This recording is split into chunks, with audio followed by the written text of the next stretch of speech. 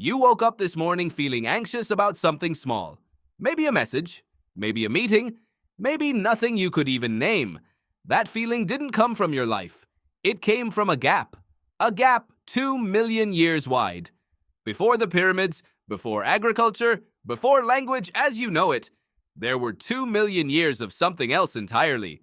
Your ancestors walking, hunting, hiding, surviving in a world with no record of their existence, no writing, no cities, just bodies, just brains, just the same wiring you are still running on today.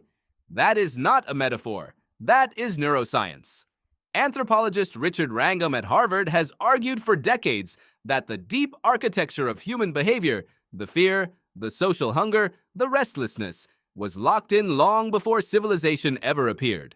Shaped across 2 million years of open savanna, predator pressure, and radical uncertainty. You are not a modern person with ancient instincts. You are an ancient person dressed in modern clothes. Your ancestors during that gap had one job every single morning: stay alive, predators, starvation, rival groups, injury with no medicine.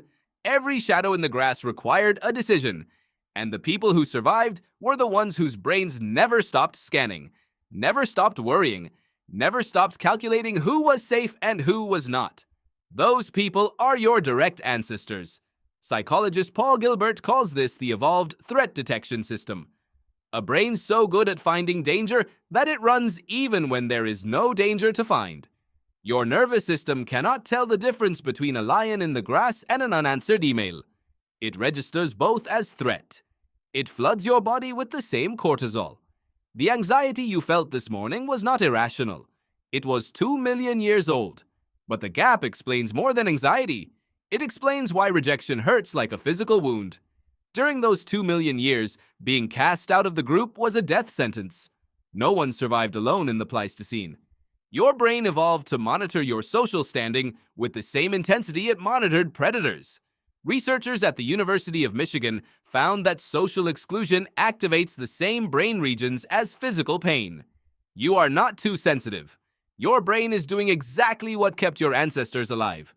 It also explains why you cannot stop comparing yourself to others. In a band of 30 to 50 people, the typical group size across most of the gap, your relative position determined your access to food, protection, and survival. Your brain evolved to track the hierarchy at all times. Now you do it on Instagram. And here is what almost no one talks about. Somewhere in those 2 million years, your ancestors discovered fire. Anthropologist Polly Wiesner found that nighttime fire talk in hunter-gatherer communities is almost entirely stories, myths, histories, emotional bonds. Fire created the evening. The evening created storytelling. Storytelling created you. Every time you feel compelled to explain yourself, to make someone understand what you went through, you are doing what your ancestors did in the dark, beside the only light in the world, long before writing existed. You are not a product of modern civilization. Civilization is a product of you, of everything shaped, tested, and rebuilt across 2 million years before anyone thought to write it down. The anxiety you woke up with this morning is old, older than language, older than memory. It is the inheritance of every ancestor who stayed alert, stayed connected, stayed alive long enough to become you. The question is not why you feel it. The question is what you do with 2 million years of survival running through your veins, in a world that no longer requires you to survive, only to live.